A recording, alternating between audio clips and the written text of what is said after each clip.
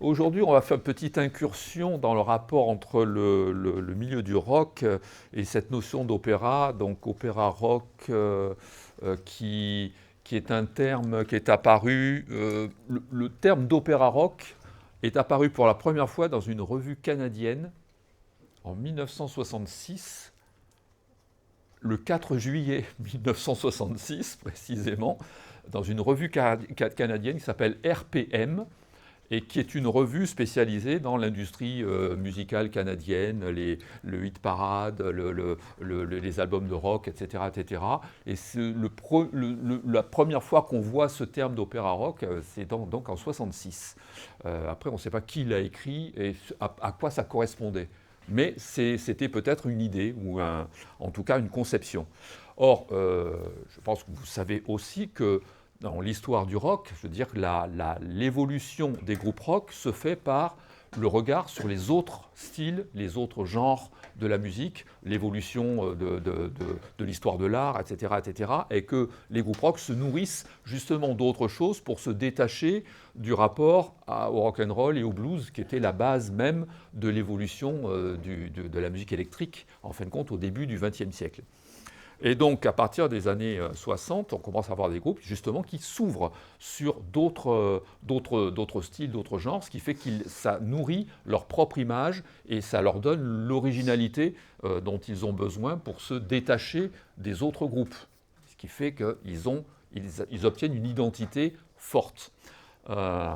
Donc, cette idée d'opéra rock croise aussi l'idée, parce que l'opéra, c'est une donnée qui est pluridisciplinaire et qui se base avant tout sur, on raconte une histoire. Hein, voilà, il y a un livret et donc à partir de là, on met en musique et on met en scène ce livret. Donc, il n'y a qu'un pas pour déterminer déjà que l'idée du rock, pour se détacher même du rock and roll, ça va passer de la forme de concert à la forme de spectacle. C'est-à-dire que le rock va devenir de plus en plus pluridisciplinaire. Un concert de rock maintenant, s'il n'y a pas des écrans vidéo géants, des sons, des lumières pas possibles, voire même des fois des formes chorégraphiques au milieu, etc., ça n'existe plus. D'ailleurs, il n'y a pas c'est que les groupes émergents dans des petites salles qui vont donner l'idée du concert. Mais l'idée quand même de l'histoire du rock va dans le sens du spectacle. Donc il n'y a qu'un pas pour que l'opéra puisse parler d'une certaine manière au groupe rock. Et d'un autre côté, l'idée aussi que l'opéra, si c'est basé sur un livret, le groupe rock va aussi tenter d'inventer une forme d'histoire et de continuité par rapport à des albums, ce qu'on va appeler le concept album. Le concept album va être un peu relié à cette idée d'opéra rock. Concept album, c'est de faire une série de chansons qui est basée sur le même sujet et donc qui raconte l'évolution d'une histoire. Alors, une des premières traces on va dire, de concept album opéra rock, quelque part, vous l'avez en 1967, par un groupe anglais qui s'appelle Nirvana. Voilà, fallait le dire d'un coup. Nirvana, qui est un groupe qui n'est pas le Nirvana des années 90 américain, hein. C'est vraiment le groupe anglais Nirvana, et qui va donc inventer une histoire à partir du rêve d'un personnage qui s'appelle Simon Simopath, qui rêve de voler, ce qui est absolument... Bon, c'est dans la nature même de l'humain, je pense, hein, de rêver de voler sans avion, hein, voilà, sans parapente, sans rien, hein, de voler. Et donc voilà, ça a été répertorié par comment s'appelle-t-il? C'est Colin Fleming. Voilà, c'est Colin Fleming qui répertorie ce groupe rock dans une revue qui s'appelle The Atlantic, qui est une revue, qui est un journal en fin de compte, hein, pluridisciplinaire, qui ne travaille pas que sur la culture, hein, qui travaille sur le monde, hein, The Atlantic. Et c'est ce Colin Fleming qui parle justement de concept album, donc lié à l'idée de l'opéra rock. Donc il le met en place sur cet album que sort Nirvana à l'époque, et donc vous allez avoir un tout petit extrait musical, puisque... voilà, nous avons la pochette même de l'album dans Nirvana, The Story of Simon Simopath. Donc, oui, c'est vraiment superbe. Vous avez la pochette comme il se doit. Ah, voilà un petit extrait. The Wings of Love, donc les ailes de l'amour.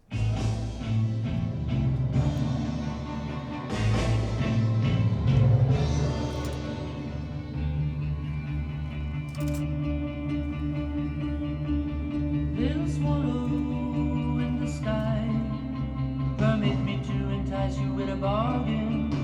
I will give you all my sweets, a comic book, a clock that sings. If you will let me have your lovely wings.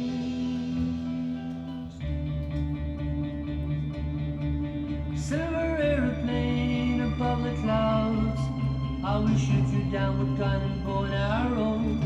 So come down to our front lawn right away with all your things, and let me take away your mighty wings.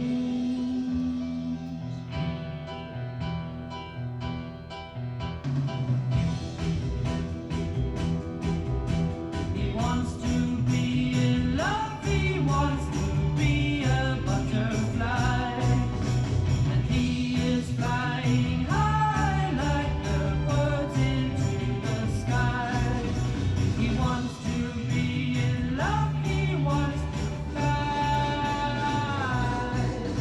He wants to be in love, he wants to fly. Voilà, etc., etc. Vous avez vu que, bien sûr, c'est l'esthétique de l'époque, hein, c'est entre les Beatles et autre chose. Hein, vous avez une esthétique relativement avec au niveau du chant, au niveau des harmonies, mais il y a quand même une structure assez particulière, c'est qu'on part sur un rythme et tout d'un coup il y a un ralentissement. Et on repart sur le rythme, et il y a re-ralentissement, et on passe à une autre dimension rythmique, à nouveau, avec un nouveau thème. Ça paraît être assez, je ne dis pas que c'est collé ou c'est copié, mais ça paraît être assez souple comme forme rythmique, assez proche de la notion d'opéra et de récitatif. Vous savez, quand le récitatif à l'opéra, on suspend un peu le temps pour raconter l'histoire, et que tout d'un coup, on passe sur des airs. Et là, il y a un rapport entre l'air et puis cette espèce de ralentissement qui paraît être presque... Voilà, une sorte de mini-récitatif qui vient ponctuer la chanson en soi. Et donc tout l'album est conçu de cette manière-là. Et c'est assez, voilà, c'est pareil, être une des premières dans l'histoire du rock de ce groupe Nirvana qui n'a rien à voir, vous avez vu, en son et en énergie avec le Nirvana américain, hein, des années 90 et donc de Kurt Cobain. Voilà. En 67, en même temps, vous avez un groupe, et là je vais parler là aussi d'une référence. Pour l'affiche, Oui. suivi du film après. Oui, Je suis en train de faire le c'est film. suivi du film. Tout à fait. Je prends la même topo, je change juste les trucs. Exact. C'est pour la conférence, donc pour la communication. Donc je veux dire, en 67, vous avez aussi donc ces groupes. Il y a un groupe américain que vous connaissez fortement, qui est né en 65, hein, ce groupe qui s'appelle The Doors, n'est-ce pas? The Doors. Ah ouais, Jim Morrison. Et les Doors qui ont vécu quoi, 8 ans, parce que en 73, Morrison, lui, il est mort, donc le groupe est mort quand même avec lui. C'est un groupe qui a été assez fulgurant dans l'histoire du rock. Mais justement, les Doors vont s'intéresser particulièrement à une pièce, on va dire, un air, qui est issu d'un opéra. Est-ce que vous me suivez là? De quel opéra pourrait-il s'agir?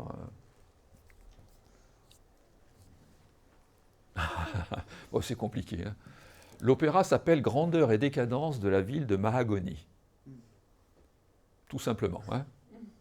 Opéra qui a été créé en 1930 en Allemagne par un certain Kurt Weill et un certain Bertolt Brecht.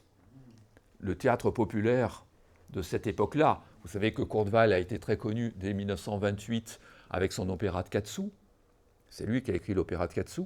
Et en 1930, donc avec Bertolt Brecht, il écrit un opéra qui s'appelle Grandeur et décadence de la ville de Mahagoni, justement, où ce sont des sujets quand même relativement proches des gens de la rue, proches des gens du peuple, en fin de compte. Hein. Ce n'est pas des sujets grandioses, mais qui exploitent justement une nouvelle forme dans l'opéra. Et cette pièce-là est devenue une chanson relativement populaire. Cette pièce s'appelle Alabama Song. Vous connaissez tous Alabama Song. Alabama Song qu'il a écrit d'ailleurs au départ dans une pièce en 1927 qui s'appelle Le Petit Mahagoni. Et donc qui va reprendre dans l'opéra Grandeur et décadence de la ville de Mahagoni. Et donc eh bien, ça va parler à Morrison et aux Doors pour reprendre justement cette pièce. Alors on va écouter la version originelle, 1930. On voit à peu près le son que ça a. Voilà, Alabama Song, par Lotte Lenya. Voilà. Ah oui, je voulais dire juste Kurt Weill, quand même, vous le présentez quand même.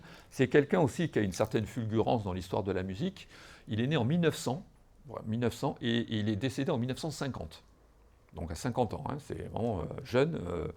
Et il a un parcours musical, réellement. Il a été relativement soutenu jusqu'au moment où le régime allemand a changé, où il a été considéré par les nazis comme un compositeur décadent. C'était de la musique dégénérée, etc., etc. Vous voyez, même ça, c'était quand même de la musique dégénérée. Donc il s'est exilé en France pour finir après aux États-Unis, où il est mort, alors là, je crois que c'est c'est pas une crise cardiaque, mais c'est quelque chose à peu près semblable. Et là, donc, il a eu un parcours assez fulgurant, mais ses pièces sont restées et ont influencé, en tout cas, ce qui est presque logique, puisqu'il y a le côté populaire qui est derrière, hein, le style song, ce qu'on appelle le style song chez lui, c'est l'idée de mettre quelque chose qui ressemble plus à une chanson qu'à un air d'opéra dans la notion de l'opéra, et qui est influencé à la fois par les musiques populaires, bien sûr allemandes, certainement du début du XXe siècle, mais aussi par le jazz et le jazz symphonique qui vient aussi des États-Unis. C'est-à-dire qu'il y a une espèce de brassage qu'il fait dans son écriture et qui nourrit son écriture de plusieurs formes de culture, justement. Hein. C'est ce qui fait que Kurt Weill est Kurt Weill, justement. Et Alabama Song, vous avez tout de suite le ton qui est donné donc, en cet enregistrement de 1930.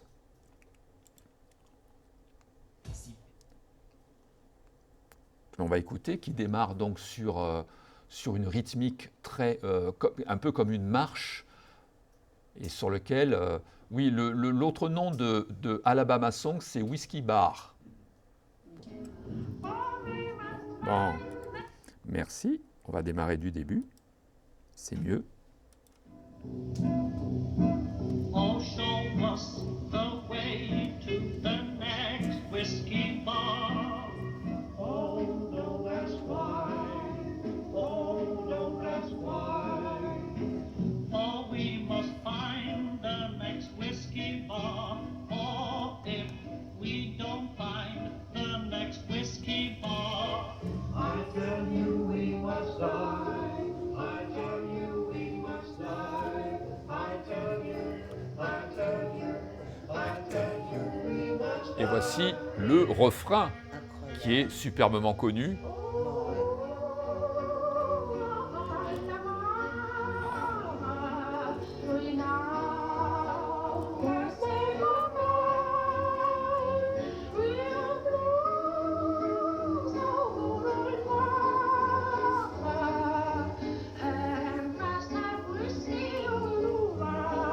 Voilà, etc. Etc. D'ailleurs, vous avez vu ce début avec le tan-ta-da, avec les chœurs qui arrivent, qui ne sont pas très très justes, tout ça, ça fait penser un peu au début de Zappa.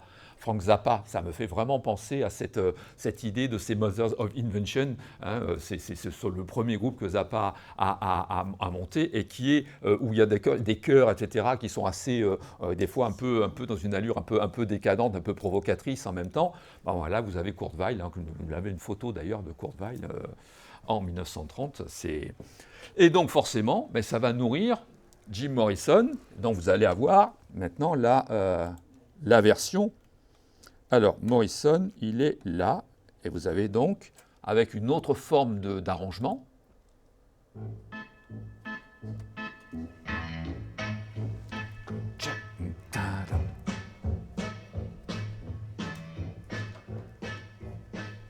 Show me the way to the next whiskey bar. Oh, don't ask why. Oh, don't ask why. Show me the way to the next whiskey bar.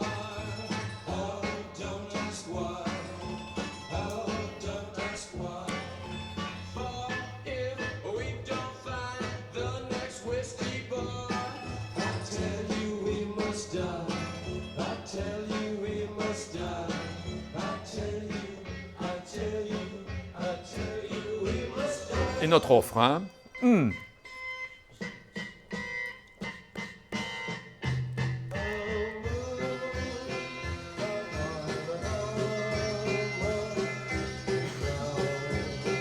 Must say goodbye with lots of love. I must have whiskey on your wine. A moon of now. Must say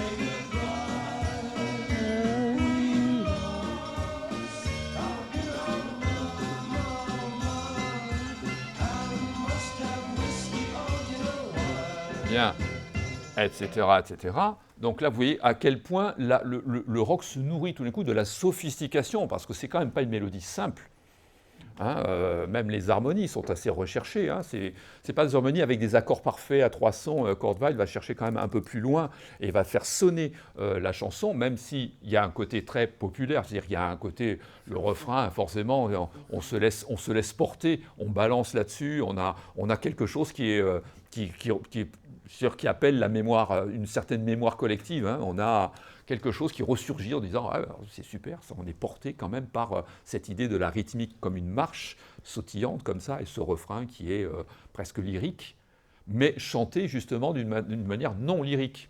C'est là où c'est intéressant, et c'est là où à la fois il y a l'originalité de Kurt Weill, mais aussi ce qui fait l'originalité des Doors à ce moment-là, c'est-à-dire que d'un coup ils rentrent dans un système qui est ouvert sur autre chose.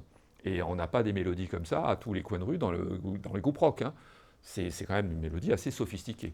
Alors bien entendu, les Doors vont ouvrir des portes, et Alabama Song aussi, puisque, alors on était en 67, 11 ans après, en 78, il y en a un autre qui se dit « je vais reprendre Alabama Song ». Et c'est qui?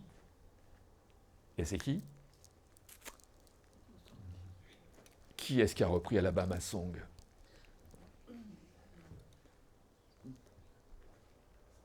Bob Dylan, non? Ça aurait pu.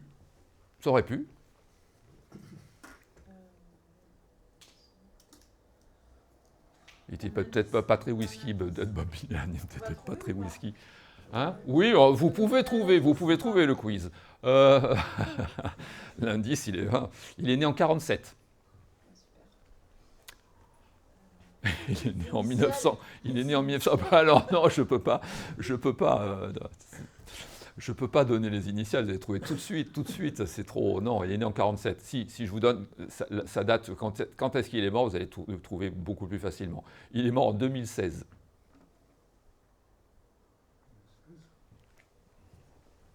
Mais c'est pas un groupe de rock. Hein. Oui, il y en a plein qui sont morts en 2016. C'est vrai, Michel Delpech est mort en 2016. Pierre Boulez est mort en 2016 aussi. Oui, c'est ça. Ça peut pas être. C'est américain, Non, c'est un Anglais. Alors là, pour le coup, oui, justement, c'est la réponse anglaise à ce que les Doors ont fait. Oui, c'est David Bowie. Voilà. David Bowie. Ben, bien sûr, David Bowie nous a fait une version dans sa période, Thin White Duke. Quand, vous savez qu'il a plusieurs personnages, donc je vais reparler de ça parce qu'il y a un côté très opéra derrière tout ça. Mais dans la période Thin White Duke, c'est quand il est dans le duc blanc fin. en fin de compte, et quelque part, relation à Duke Ellington aussi, hein, qui est donc l'Américain noir du jazz, qui est un grand génie de la composition dans le jazz, etc. Donc vous avez David Bowie, voilà, en direct, qui va nous faire une Alabama Song, et visiblement à une télé, sur une télé qui visiblement est plutôt en Extrême-Orient. Voilà, nous y arrivons. With a German song written by Bertolt Brecht and Kurt Weill called Moon of Alabama.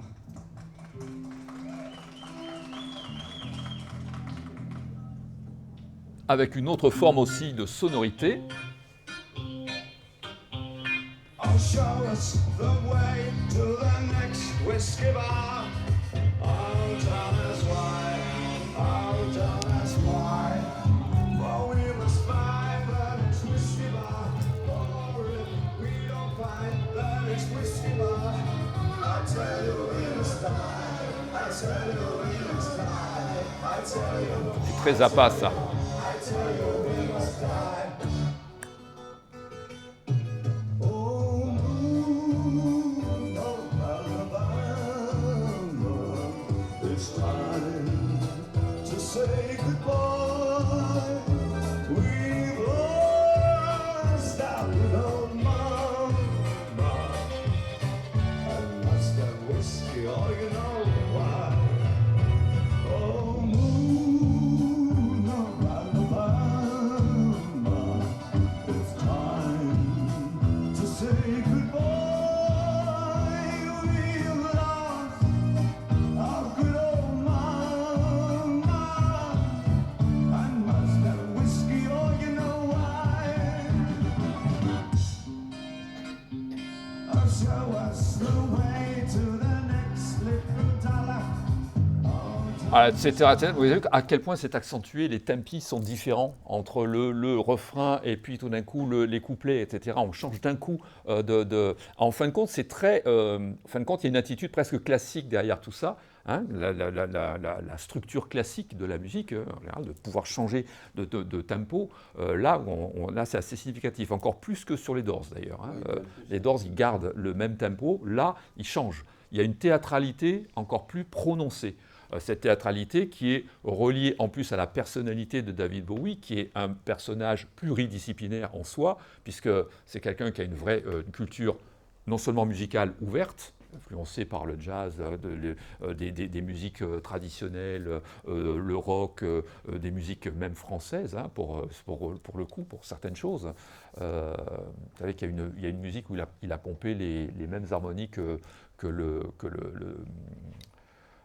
comme d'habitude de Claude François, par exemple, qui a été reprise d'ailleurs par, comment s'appelle ce crooner américain, Frank Sinatra, et David Bowie a dit « merci Frank ». Enfin, au lieu de dire merci Claude, il a dit merci Franck, je reprends les mêmes harmonies au départ parce qu'il lui manquait un truc, il a repris les mêmes harmonies que au début en tout cas, d'une pièce qui est dans les années 70.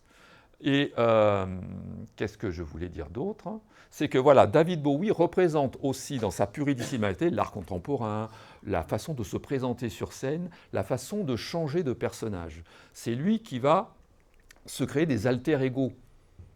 L'idée du glam rock, en fin de compte, va naître avec David Bowie, c'est-à-dire qu'il va s'inventer des personnages qui vont le suivre pendant quelques années au niveau de ses concerts, au niveau de ses albums, de ses chansons, etc. Et entre autres, là, vous avez un peu la période où il est voilà, un peu plus, moins punk rock, moins explosé, etc.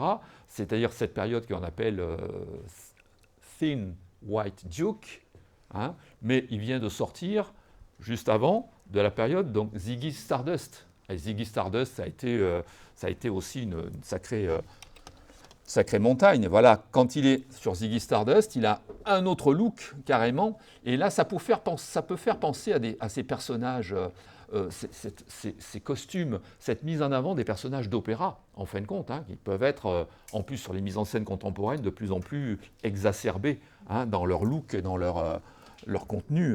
Donc là, vous avez...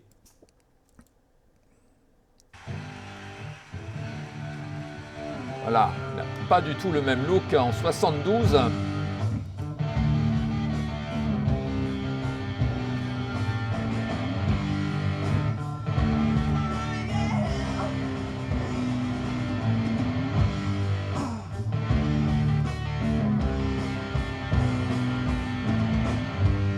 Ziggy play guitar, jamming good with Wiener and Gilly, and the stylish Mars.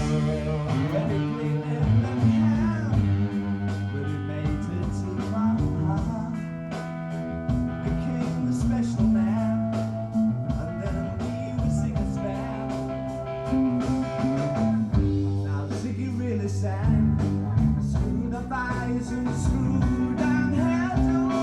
Let's get cat to cat. Bon. Et un autre look en même temps, juste avant Ziggy Stardust, il y a eu ce qu'il a lancé un petit peu dans les années 69, 70, etc. Major Tom, le cosmonaute qui regarde le monde de l'espace comme ça, qui regarde la Terre d'en haut, lequel vous avez, voilà, je l'ai dans Space Oddity notamment. C'est le premier grand tube qu'il a sorti.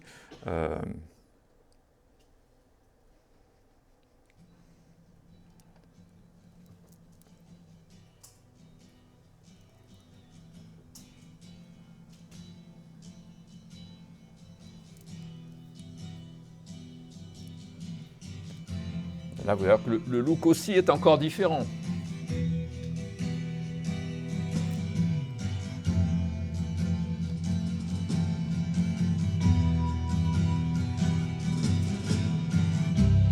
Ground control to Major Tom. Ground control to Major Tom. Take your protein pills and put your helmet on. Ground control to Major Tom. Commencing countdown, engines on. Bon. Check ignition and may God's love be with you.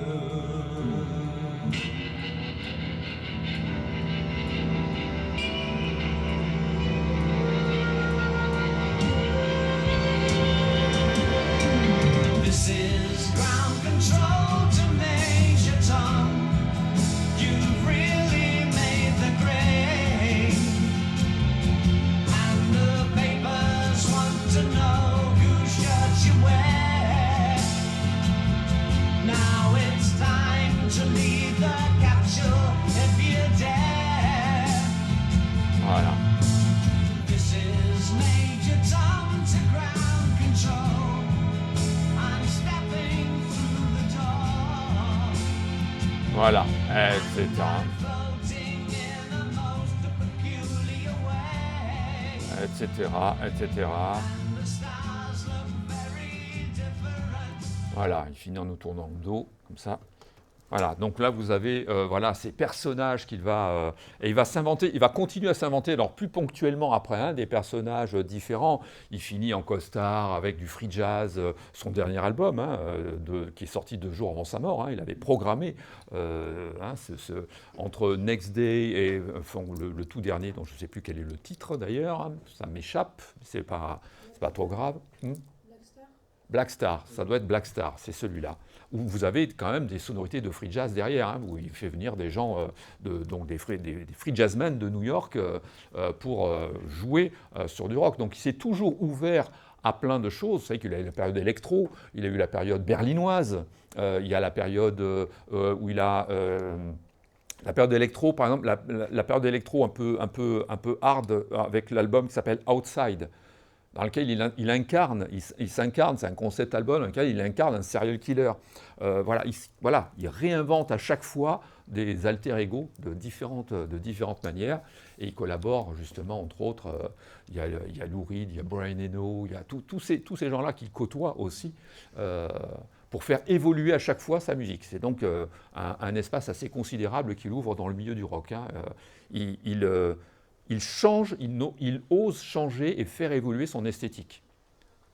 L'esthétique physique, mais aussi l'esthétique sonore. Et c'est ça qui fait la grandeur de David Bowie aussi, d'ailleurs. Bien, nous étions donc entre 67 et 78 avec Alabama Song. Bien entendu, entre-temps, il y a eu quelques groupes qui ont sorti quelque chose. Alors on peut parler peut-être du premier réel opéra rock qui a fait l'unanimité en disant c'est vraiment l'opéra rock dans ces cas-là. Et ça serait quoi?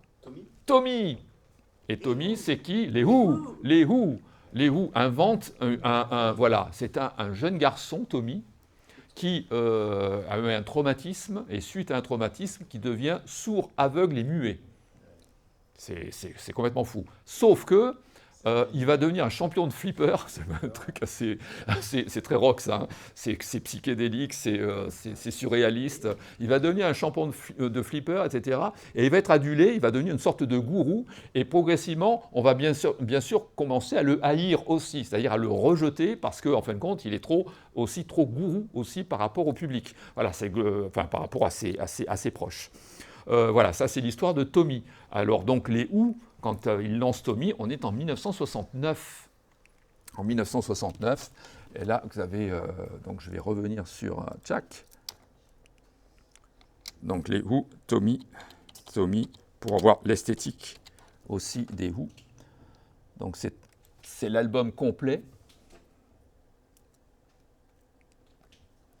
On peut l'avoir. Après, il y a eu le film. Oui, je vais en parler juste après, bien entendu. Je voudrais avoir un extrait suffisamment... Oh, ben ça suffit, on va écouter celui-là. Si on peut l'avoir. Donc, cette histoire de Tommy qui est un peu surréaliste et psychédélique, justement. Joué par les Who, Roger Daltrey et Pete Townshend à la guitare.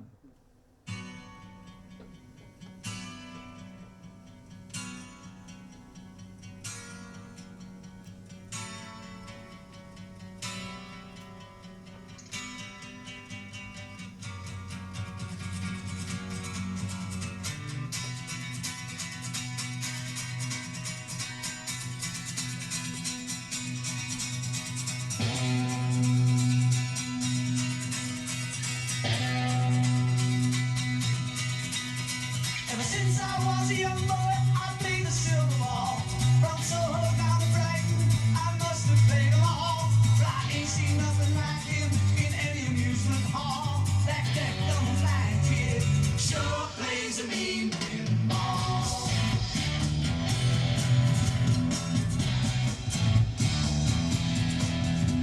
He stands like a statue, becomes part of the machine. Being all the numbers, always playing clean. Plays by intuition, the digit counters fall. That deaf, dumb, and blind kid sure plays a mean pinball.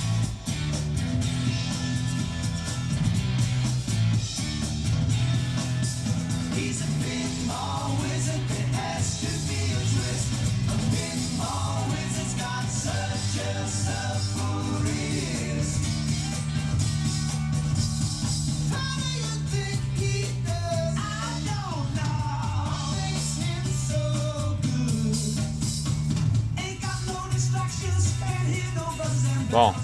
etc. Je voulais que vous voyez au moins jusque-là. Vous voyez d'abord, et d'une, plusieurs parties. Hein, on conçoit plusieurs parties dans la rythmique, dans le son, etc. Et en même temps, tout d'un coup, il y a cette espèce de question-réponse, hein, comme s'il y avait un dialogue avec une autre personne qu'on trouve aussi dans les duos d'opéra.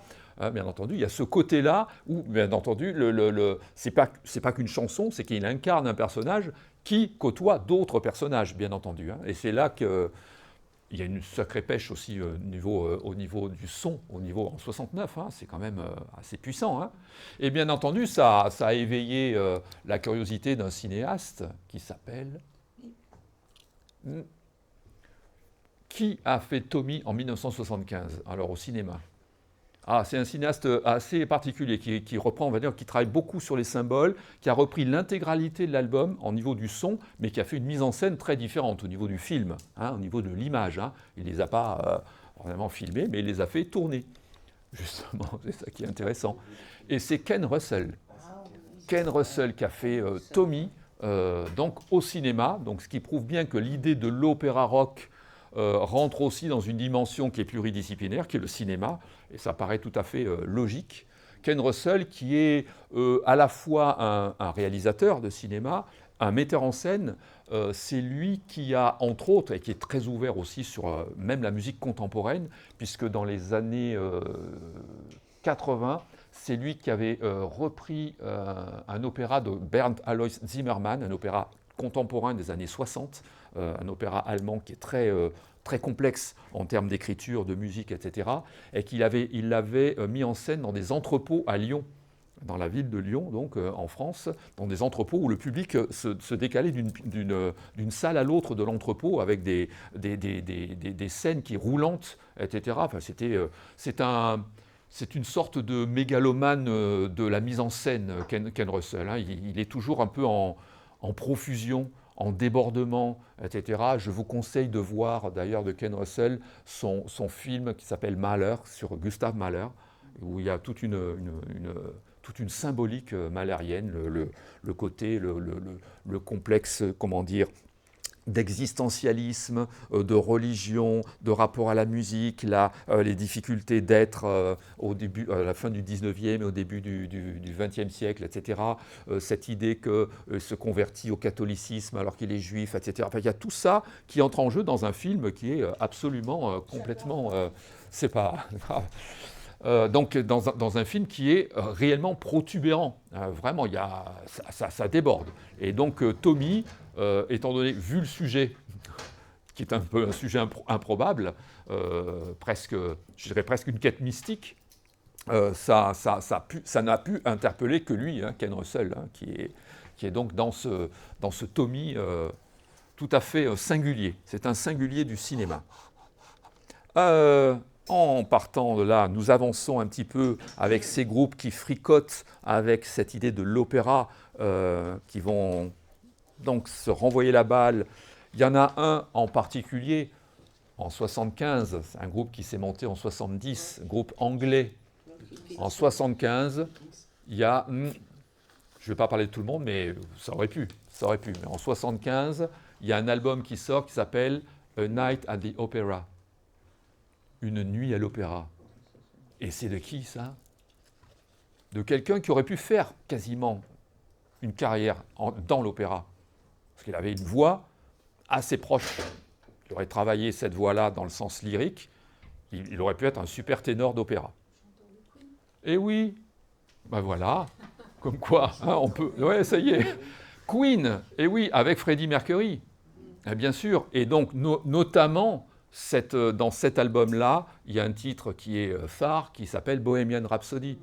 Et cette rhapsodie, donc la rhapsodie, vous savez que c'est une forme musicale relativement souple, hein, assez aisée, qui peut passer d'un élément à un autre, qui circule un peu comme on veut. Donc vous avez le départ d'une lettre qui est écrite à sa mère, où il dit, voilà, maman, je ne veux pas aller à la guerre. Enfin, il y a tout un rapport à une écriture, et il y a tout un passage après avec des chœurs et tout ça, qui représente aussi cette vision de l'opéra que Freddie Mercury a. Je ne sais pas si je dois vous faire écouter vraiment Bohemian Rhapsody. Allez, un petit peu, mais sur le passage de l'opéra, alors. Queen. Bohemian Rhapsody, on va la voir. Ben non, je mets voilà, B. Bohemian Rhapsody, voilà, avec ce côté-là. Donc, nous prenons l'avion pour arriver chez Queen. C'est quelle année, ça? En 75. En 75, A Night at the Opera. Donc, en fin de compte, 3 ans avant que David Bowie reprenne Alabama Song. Ouais, c'est un rapport d'écriture du chœur, par exemple.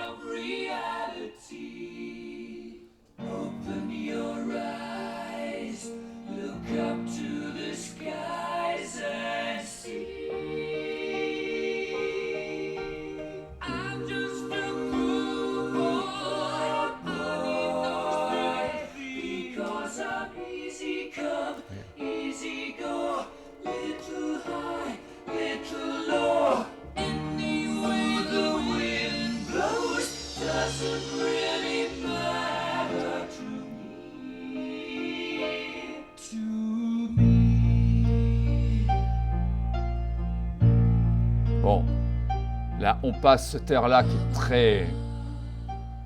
On voit qu'il y a quand même une incursion dans le rapport à l'harmonie classique. Hein. C'est très riche dès le départ, hein, cette chanson, et notamment l'écriture des voix. Mais quand on passe justement après... Passage plus rapide.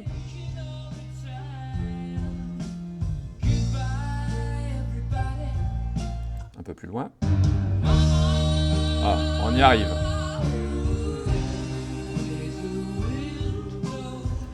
Avec les contre-chants.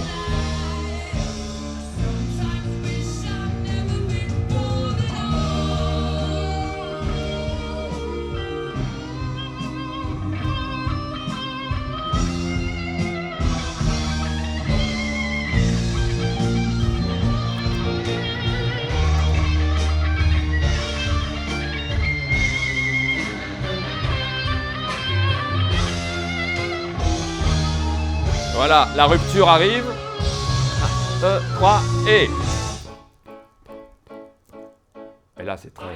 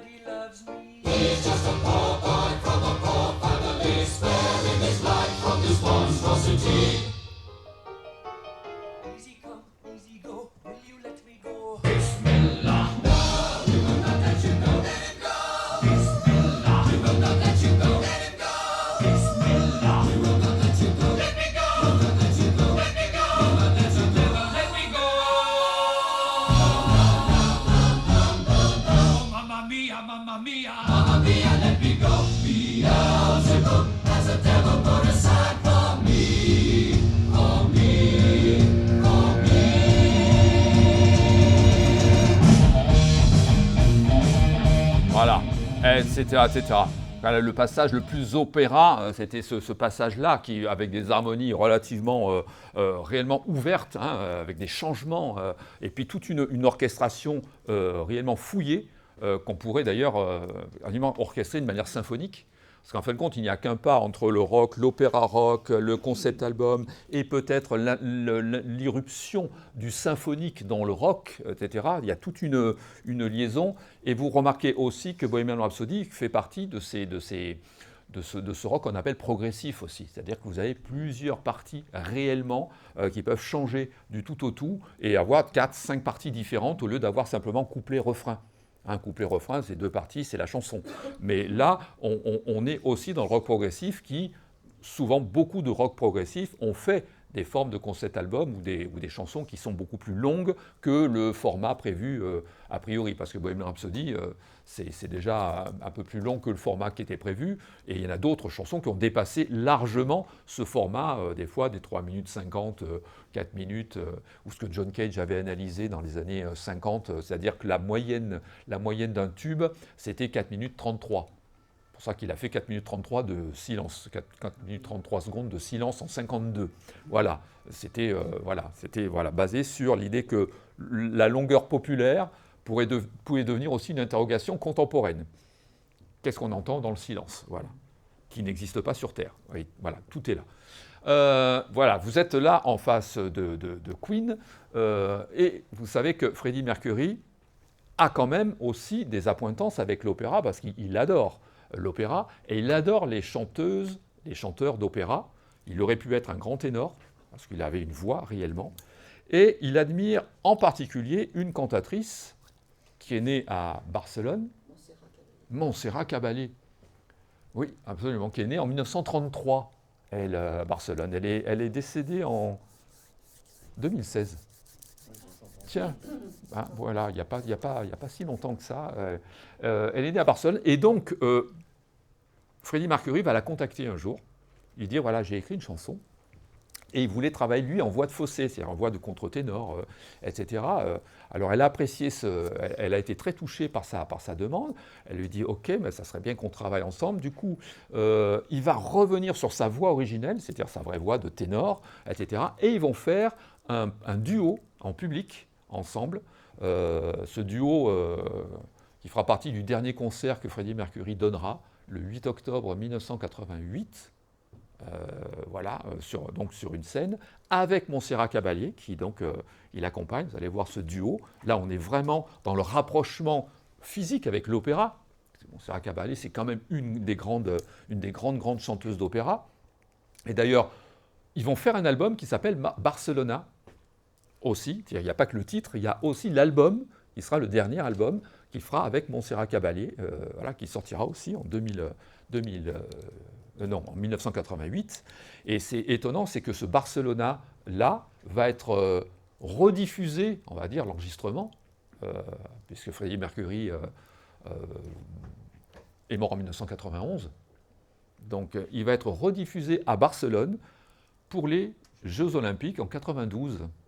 Oui, donc ça a marqué quand même les esprits. Et voilà Freddie Mercury avec Montserrat Caballé. Alors, Freddie Mercury, je vais mettre comme ça, Mercury et Montserrat Caballé, Barcelona. Voilà, on peut avoir une version.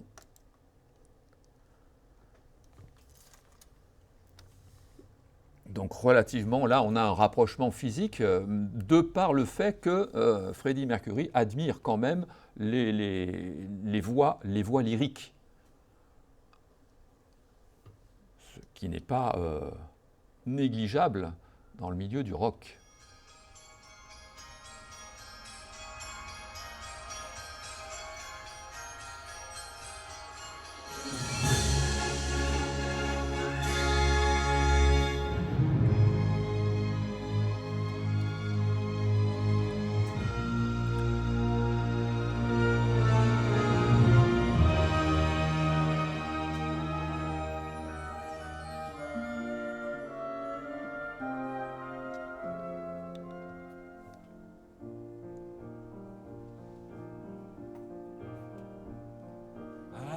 This perfect dream. This dream was me and you. I want all the world to see a miracle sensation, my guide and inspiration. Now my dream is slowly coming true.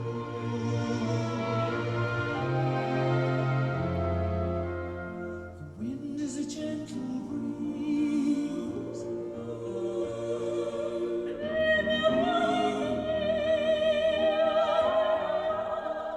The bells are ringing out. They're calling us together, guiding us forever. Wish my dream would never go away.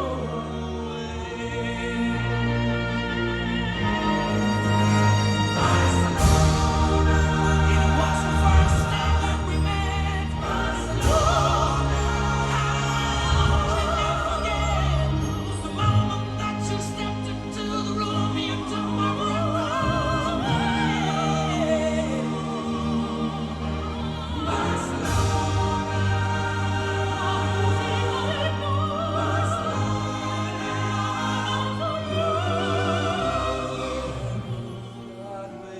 Voilà. Donc c'est assez émouvant quelque part, puisque là vous avez l'idée d'une fusion entre la notion même de l'opéra, même la mise en scène. L'opéra, le duo d'amour en plus, c'est voilà, mis en scène de cette manière-là. Donc ils ont fait quand même plusieurs représentations. La dernière étant le 8 octobre 1988, qui est le dernier concert que Freddie Mercury a pu assurer en public. J'ai juste une petite erreur sur la mort de Montserrat Caballé, c'est 2018, c'est pas 2016, c'est 2018. Elle est décédée en 2018. Donc lui en 91. Voilà, nous sommes vraiment dans le rapprochement de l'opéra. Et donc, qu'est-ce que vous avez entendu? Vous avez entendu un orchestre symphonique aussi. Donc l'incursion dans la sonorité classique aussi est importante. Donc tout devient possible. On est sur la fin des années 80. Que va-t-il se passer à partir du moment où on peut s'abroger comme vous l'avez vu avec Gainsbourg d'ailleurs en France, hein, on peut se réapproprier des thèmes classiques, etc. Vous avez un groupe qui, en 1993, va s'approprier une œuvre entière. Alors, ce groupe-là est un groupe anglais. C'est le quiz, le nouveau quiz, 93.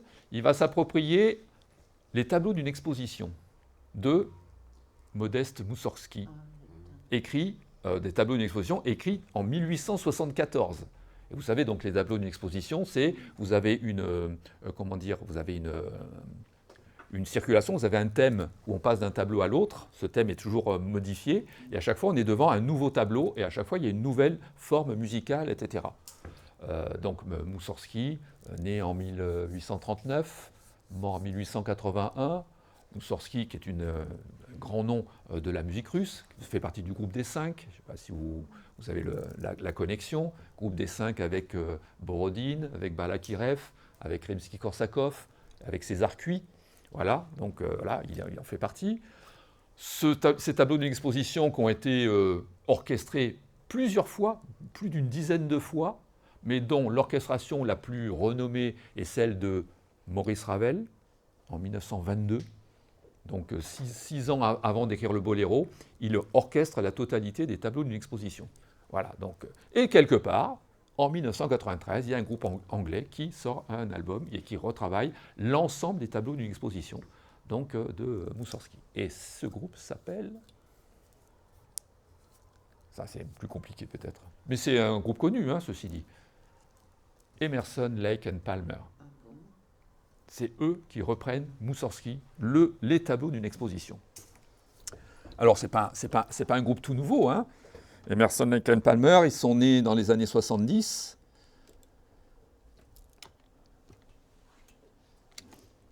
Emerson, Lake and Palmer. Alors, donc, je vais mettre Palmer. Bon, je vais mettre Palmer quand même. Et je vais mettre Pictures of N. Il ne me le sort pas. Exhibition, je vais mettre. Ça va venir. Voilà, Pictures and voilà, ça c'est ça. Il y a le full album. Qu'est-ce que je vais vous montrer?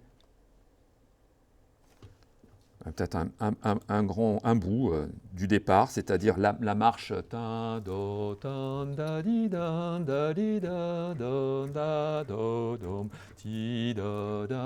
Et là, ils reprennent vraiment la structure classique de la partition en l'adaptant avec le groupe l'électricité.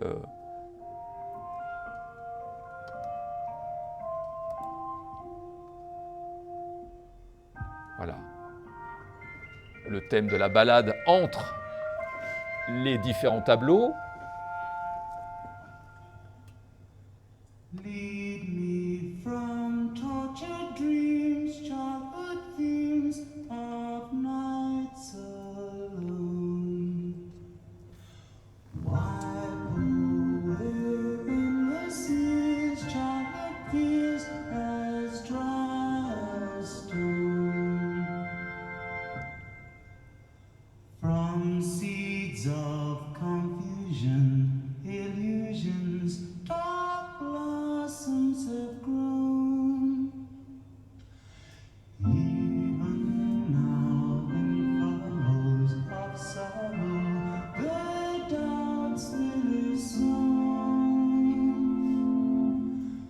My life's course is guided, decided by limits drawn. Voilà, je vais un peu plus loin.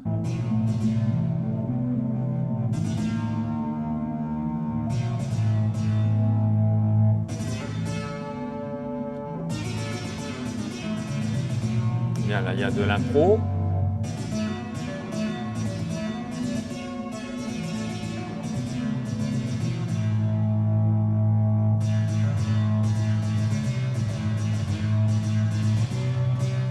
On va un peu plus loin.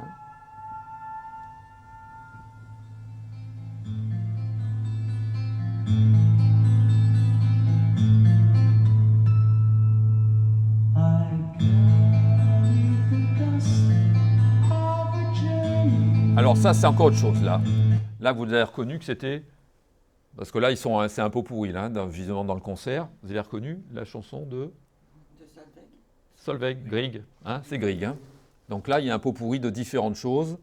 Mais en fin de compte, ils reprennent quand même l'intégralité de la structure de Moussorgsky. Voilà l'origine, voilà la véritable œuvre au départ qui est écrite pour piano seul. Et c'est exactement ce qu'il chantait. Hein.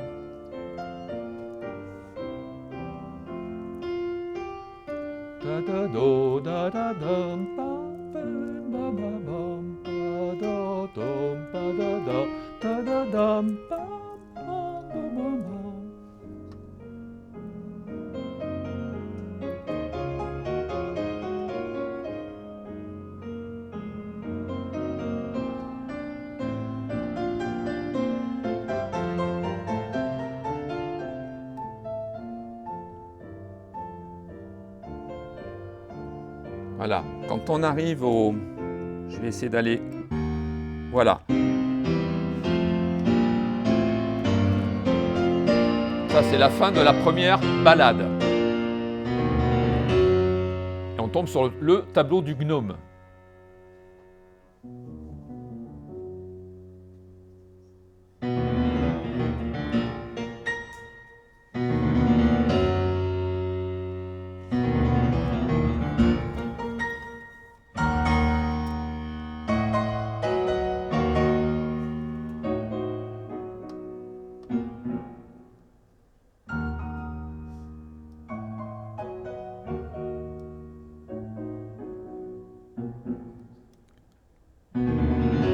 Voilà. Alors, là, vous avez entendu un petit bout au piano, et je vais vous faire réécouter maintenant la version Emerson, Lake et Palmer, que je pense qu'il va arriver maintenant dans l'album lui-même. Donc, il y a 12 titres. C'est-à-dire qu'il y a aussi les marches qui sont comptabilisées en intermédiaire. Donc, une fois que nous avons eu le... Voilà, on va y arriver. Donc, oui, je voudrais avoir le Part 1 live de Gnome. Voilà The Gnome. On va y arriver.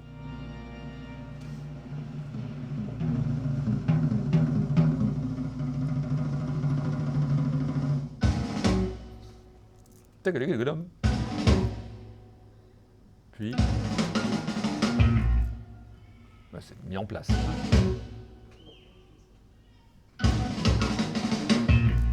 Puis, pas bon.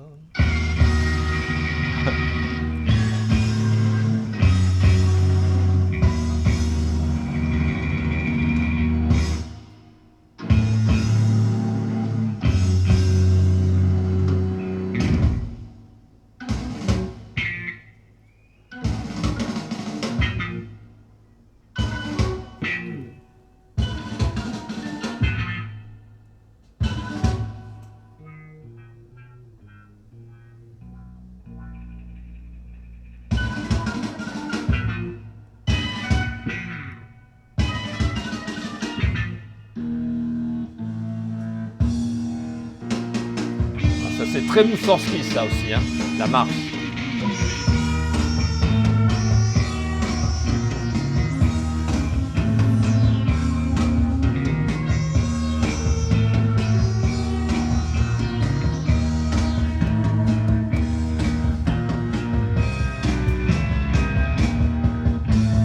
Voilà.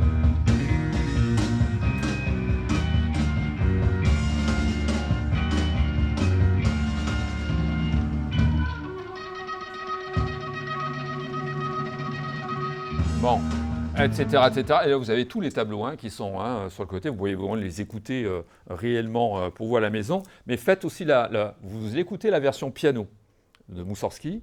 Vous écoutez l'orchestration de Ravel, qui est magistrale. L'orchestre sonne vraiment merveilleusement bien. Et vous écoutez leur version. Et vous voyez quand même que l'évolution des groupes rock dans le XXe siècle fait que tout le monde ne s'adapte pas facilement à une partition écrite. Parce que là, tout est écrit et ils rejouent quand même les mêmes notes, les mêmes éléments à leur manière. bien entendu, il se le réapproprie, mais il joue ce qui est vraiment écrit par Moussorgsky. Donc il y a les mises en place, alors plus ou moins spectaculaires, plus ou moins après détournées, etc. Mais nous avons les mêmes harmonies, les mêmes façons. Je veux dire, imaginez les groupes des années 50 retravailler sur des partitions complètes. Hein, c'est quand même assez magistral. Donc tout le monde ne lit pas une partition hein, dans le rock en général. Tout le monde ne lit pas. Et là, bon, ils font un retravail, et qui n'est pas qu'un travail d'oreille. Hein. Il y a quand même un vrai travail de lecture en disant, il y a telle harmonie, etc. Après, vous avez une guitare électrique, vous avez un orgue, enfin des synthés, et puis vous avez une basse et puis une batterie. Et en fin de compte, avec ça, ils refont ces tableaux d'une exposition, avec beaucoup d'inventivité, justement. Hein. Si on peut prendre, là, je vois le vieux château, qui est un thème relativement connu dans le... Vous avez un accompagnement... un live.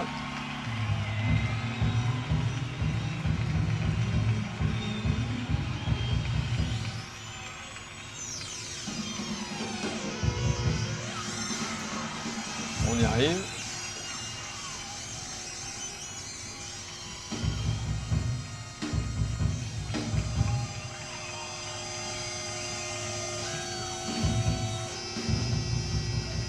On y arrive. Voilà.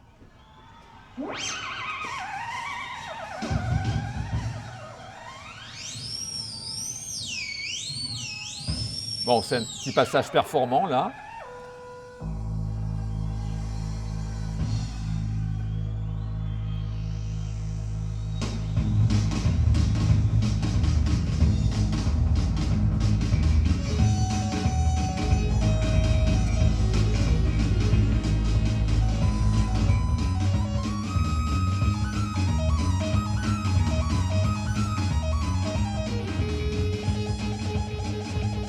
Voilà, où ils font une improvisation sur les harmonies du vieux château. Bon, je pense qu'on n'a pas...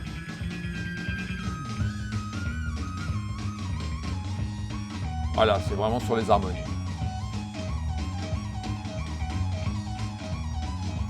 Et c'est là où on voit aussi de manière très évidente que le rock est nourri d'abord de plein de genres différents, de plein de styles différents. Et là, ce passage-là, on pourrait être entre le jazz progressif, le jazz rock, le rock progressif, etc. Tout ça est quand même impliqué dans une opération qui vise à reprendre une œuvre classique, enfin une œuvre du 19e siècle en tout cas, et qui est relativement incontournable. Hein. Les tableaux d'une exposition sont quand même...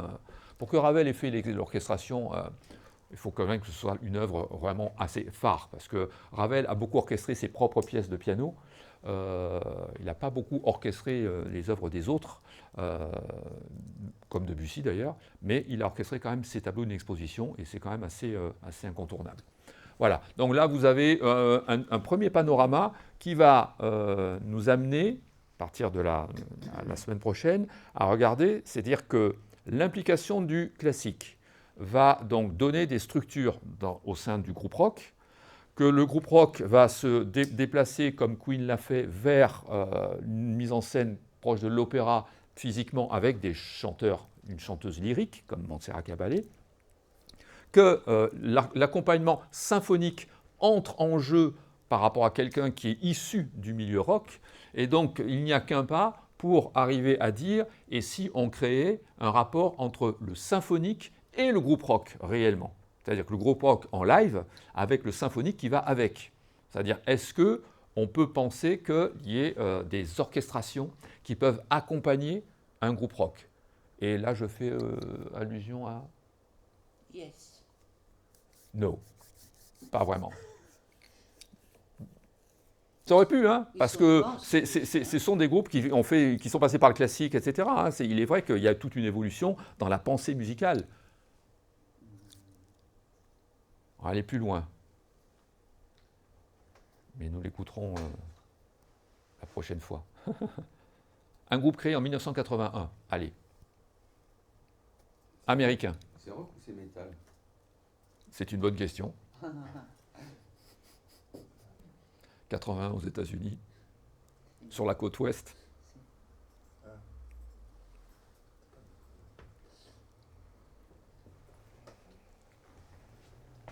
Nous commencerons là-dessus la prochaine fois. Enfin, je ne vais pas vous quitter avec un point d'interrogation. Je vais vous répondre quand même. Il s'agit de Metallica. C'est pour ça que je te demande. Ben oui, ben non, c'est pour ça que j'ai dit très bonne question. Hein. Il suffit d'être tranché. Tu disais, bon, alors j'opte pour le côté métal. Metallica, qui est faut dire, qui a été reconnu comme un des plus grands groupes de métal, en fin de compte, parce qu'ils ont sophistiqué énormément leur rythmique, hein, leur forme, etc. Mais la rythmique, notamment, hein, ils ne travaillent pas que sur du 4 temps la plupart du temps. Des fois, il y a des cassures dans leur rythmique, dans leur accompagnement et tout ça, qui sont absolument spectaculaires. Et donc, ce groupe rock va créer une pièce, enfin un concert complet, qui va dire de 2 heures, avec le San Francisco Symphony Orchestra. Et ce concert, ils le font en 1999. Hein, la dernière année du XXe siècle, comme marquer un symbole. Ils le font donc à San Francisco. C'est un chef d'orchestre qui s'appelle Michael Kamen, qui est assez fan de Metallica, qui va orchestrer. Donc orchestrer, ça ne veut pas dire qu'il va copier les thèmes de Metallica qui sont joués en direct. Hein, le groupe va jouer en direct et ça va être calé. C'est-à-dire qu'il rajoute un orchestre symphonique qui va avec. Il orchestre des éléments par-dessus, en plus, hein, des éléments qui ne sont pas dans le groupe. Et ça fait un concert tout à fait spectaculaire en 1999. C'est suffisamment spectaculaire pour que 20 ans après, ils recommencent. Et donc, ils ont fait, donc 20 ans après, ils sont plus vieux de 20 ans, et ils refont le concert avec le San Francisco Symphonic Orchestra en 2019. Voilà. Et ils ont sorti à chaque fois l'album et la vidéo d'ailleurs qui va avec. Et pour dire que le concert s'appelle SM. Symphonie Metallica. Voilà, tout est là. Donc on voit que l'incursion, c'est-à-dire l'idée même, bien entendu, on ne va pas regarder tout ce qui a été fait dans l'opéra rock, voire même l'opéra rock qui a été détourné, par exemple, dans les comédies musicales en France, par exemple, quand vous voyez marqué Mozart, opéra rock, on n'est plus vraiment dans la même dimension. On est dans une forme de variété de la chanson qui parle de Mozart. Mais on n'est pas dans l'opéra rock. Donc c'est un faux titre quelque part. Hein. C'est un titre aguicheur, on va dire, mais qui est pas une réalité par rapport à ce que vous voyez de l'histoire quand même du rock et de l'incursion dans l'opéra et dans les formes classiques. Ça, c'est le plus important. Donc la prochaine fois, on aborde Metallica et puis on abordera aussi d'autres groupes qui impliquent le classique à l'intérieur de leur forme. Voilà, aussi. C'est aussi assez important de... Ah, vous allez me dire, dans les concept albums, j'ai peut-être oublié quelqu'un, j'ai peut-être oublié un groupe quand même qui est assez un groupe phare du XXe siècle. Moi, je pensais à Zappa. Non, ah ben Zappa, c'est certain, c'est certain. Mais ça, Zappa, je vais les mettre un petit peu à part. On va en parler de Zappa avec tout ce côté pluridisciplinaire, complet, etc. Zappa qui est une espèce d'entité qui est hors rock quelque part. Hein. C'est en dehors même du rock. Il a l'esprit rock, mais il a l'esprit contemporain, l'esprit jazz, l'esprit de performance, l'esprit de performance vocale, de la mise en scène. Il va même faire des films, hein, comme 200 Motels, n'est-ce pas? Je ne sais pas si tu l'as vu, qui mélange, mais c'était une avant-garde totale à cette époque-là, qui mélange des images réelles, comment on appelle ça, des petites formes en pâte à modeler là, qui évoluent, on appelle ça dans l'animation moving, voilà, un truc stop motion. Non, stop motion, c'est le truc, c'est plus récent. Voilà, c'est ça, c'est en capture image par image. Bon, ça a un nom, ça reviendra. Au moment où je vous en parlerai, ça reviendra. Donc il y a tout ça chez Zappa. Et il y a Pink Floyd, bien entendu, sur les concepts. Au revoir. De toute façon, on va s'arrêter là. Concept à samedi prochain. Avec notamment, il y a eu quatre en 73, il y a Dark Side of the Moon. En 75, il y a Wish You Were Here, qui est aussi un concept album, hein, notamment en hommage à Syd Barrett, qui est un des fondateurs des Pink Floyd, notamment au niveau de la pensée et de l'écriture. En 77, vous avez Animals, et puis en 79, vous avez The Wall, qui deviendra aussi un film. Oui, c'est ça, un film d'animation. Voilà, film d'animation, etc., quasiment sans parole. Hein. C'est que, éventuellement que de la musique et de l'image. C'est-à-dire, et qui est très très bien. Et je veux dire, je vous ai parlé l'année dernière, mais je peux vous en parler aussi, c'est que par rapport à The Wall, il y a eu aussi, quasiment au même moment, cette idée d'image et de musique, cette forme qui a été produite par Francis Ford Coppola, où il a travaillé avec Philip Glass, et qui est le premier film d'une trilogie qui s'appelle Koyaanisqatsi. Voilà, ça on en reparlera, j'en avais parlé l'année dernière, mais peut-être un peu temps que je vous le remette, parce qu'en fin de compte, c'est tout ça qui s'implique quelque part. Il y a une espèce de débordement un peu partout en termes de genre, en termes de style, etc. Ce qui fait que, en fin de compte, un groupe rock maintenant pour exister, il faut qu'il ait une identité, mais phénoménale. Je veux dire, c'est pas que le son, c'est toute une attitude. C'est une attitude vraiment pluridisciplinaire. Sinon, ça devient compliqué. Hein. Parce qu'à partir d'instruments électriques, qu'est-ce qu'on fait comme nouveaux sons, comme nouveaux trucs, si on n'a pas des nouvelles formes, si on n'a pas des nouvelles idées, etc. Donc on abordera un petit peu ça à partir de la semaine prochaine. Je vous remercie pour votre brillante écoute.